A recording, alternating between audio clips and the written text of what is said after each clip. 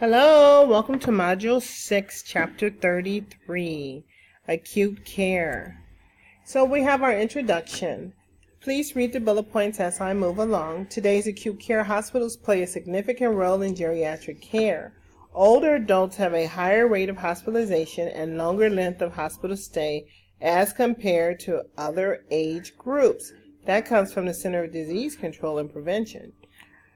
Older people are significant consumers of outpatient hospital services. Also, many age-related changes increase the risk of injuries and infections and can cause complications with the chronic conditions that are common in older adults. Now, we know there are a lot of risks associated with being out of our normal environment. So risks associated with hospitalization of older adults do decrease functional status. They're in the bed longer. They're not getting out of bed. It's decreasing their mobility. Nosocomial infections. They're at risk for infections created within the environment of the hospital. Iatrogenic complications like delirium, falls, pressure ulcers. These are things that they didn't have, but they acquired while being in the hospital. Dehydration, incontinence, constipation, and loss of functional independence. Look at page 474 for a reason for each of the deliriums, the falls, the pressure ulcers, dehydration, incontinence, constipation, and loss of functional independence. I wanted to go over this question, and I'm going to go to the next slide so you can determine if you got the right answer correct. But I wanted to also let you know we have something called their pre-functional ability. So a lot of folks, a lot of older adults who are hospitalized, they are not discharged at their pre-level of function, what they were functioning prior to being hospitalized. So a lot of them have been deconditioned, which required, maybe they're not, they don't fit the criteria for going to a skilled nursing facility or a subacute, but maybe they fit the criteria for being discharged from an acute care setting, and maybe they can benefit from home physical therapy, helping them back to their functional status, home occupational, things like that, therapy, things like that to help them back to their pre-level of function. Now, as we look at interventions to minimize risk and promote optimal function, look at what we need to do. Assessment to identify problems and risks. We need to know, are these individuals weak? Are they more weak than what they were before they came in? Early discharge planning. So as soon as we admit them, the discharge planning begins. Where you start asking about discharge planning needs, things that they may need at home. Encouragement of independence. So we don't want to do everything for our residents or our patients or our older adults who are in acute care setting. We want them to be as independent as possible. Make sure we monitor the medications, making sure they're not having an adverse reaction to the medications. We want to prevent complications, environmental safety protections, making sure no falls or things like that. And we do those every time when we do hourly rounding, doing an environmental check. And also, definitely, we want to educate. I also wanted to reinforce an iatrogenic complications. That's spelled iatrogenic complications. It's defined as adverse effects that was not associated with the patient's underlying disease. Adverse effects that was not associated with the patient's underlying disease. Iatrogenic complications are more common than often more severe among elderly than among younger patients. These complications include drug adverse reactions, falls, nosocomial infections, pressure ulcers, delirium, and complications related to surgery. Prevention is often possible. We just need to do very good assessment. Some more things that we could do also in our nursing interventions is reminders and assistance to patients with frequent repositioning, coughing, deep breathing, toileting, see how we can remind these folks about these things so accidents doesn't occur, infection doesn't happen, especially with the repositioning, trying to prevent pressure ulcers. Also, early identification and correction of complications recognizes that atypical signs and symptoms may be present for the older patient. We also want to make sure we avoid urinary catheterizations as much as possible. We want a strict adherence to aseptic techniques and infection control practices, close monitoring of intake and output, the vital signs, mental status, and skin status. We already know about our environmental check, but also the environment also consists of the temperature. So we got to make sure that we do environmental modification to accommodate the older patient's needs. Room temperature should be 75 degrees Fahrenheit. Also, she'll look at noise control and use of night lights. Assist as necessary with activities of daily living. Educate the family and, of course, the patient. Make sure we do reality orientation as necessary and referral to resources to promote self-care ability and independence. As you look at this slide on surgical care, I wanted you to realize, or just to inform you of different things that happen with the older populations.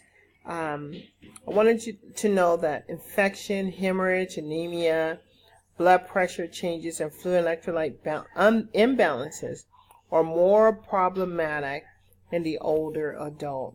Unfortunately, they have inelasticity of blood vessels, malnourishment, increased susceptibility to infection, and also reduced cardiac, respiratory, and renal reserves. And so with that being said, it causes complications to occur more frequently in that particular population.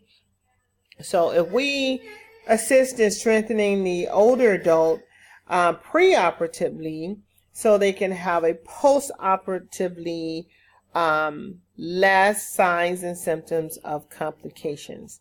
So the nurse can help reduce the risk of surgical complications. Look at figure 33-1. And also, I would like for you to look at some of the nursing diagnoses on table 33-2. It lists diagnoses that may be identified in older adults who have undergone surgery. As we continue on with surgical care, and as you follow along and read the bullet points, I wanted to also state that nurses should ensure that basic preoperative screening has been completed, which includes analysis, to make sure the patient get their blood work done. And a lot of blood work include having their kidney function test, that's the creatinine clearance. They have their glucose check, their electrolytes, their CBC, total plasma protein. Sometimes they even get arterial blood gases done along with their cardiac enzymes. They get a lot of blood work done. Their serum albumin, hemoglobin hematocrit, even the total iron binding capacity. They also, prior to surgery, they get their x-ray, EKG. Certain surgeries require pulmonary function testing for obese individuals and those with a history of smoking or pulmonary diseases. And then also the nutritional assessment. So you want to get the weight, the height, all of those things, and especially their mental status, so you can know what to expect post-operatively. So that I said in a nutshell. There is a checkoff list for you, a guidance for you. So when a patient, prior to surgery, it's a guideline and it's a check off this, check off that, to make sure all of those things that I stated are being done. Once the list that I've told you of things to do, which is your preoperative screening, is completed, also do not forget number 1, sensitivity to fears of older adults. Okay, this could be a first surgery, or it can be one of many surgeries that they've had before in the past, but we still need to be sensitive to their fears. Okay, explaining everything, reassuring them, and giving them support. I know that your last exam had a question on some of the medications, so I would like for you to also look at this question. and see if you know the answer. Wow, great job, ginkgo biloba. Yes, let's read the rationale. As we continue to look at surgical care, let's focus on some operative and postoperative care consideration. Use of anesthetics in older adults. So anesthesia use must be considered carefully in older adults because anesthesia produces depression of the already compromised function of the cardiovascular and respiratory systems of the older patient. So it must be carefully selected. So that's up to the anesthesiologist. Close monitoring by the anesthesiologist during surgery. They can detect and prevent difficulties in the patient with vital functions. Prolonged surgery for the older patient is most definitely discouraged. Also, it's not in the bullet point, but make sure you focus on hypothermia. It's a major intraoperative and postoperative risk for older patients. Did you know that hypothermia is one of the major complications of older adults faced intraoperatively and postoperatively? Factors that contribute to this problem include the lower normal body temperature of many older persons, the cool temperature of the operating rooms, and the use of medications that slow metabolism. So the cool environment and shivering that may result can actually increase cardiac output and ventilation and deprive the heart and brain of necessary oxygen. However, shivering occurs less frequently in older individuals. So the slowing of the metabolism that occurs with hypothermia delays awakening and return of reflexes.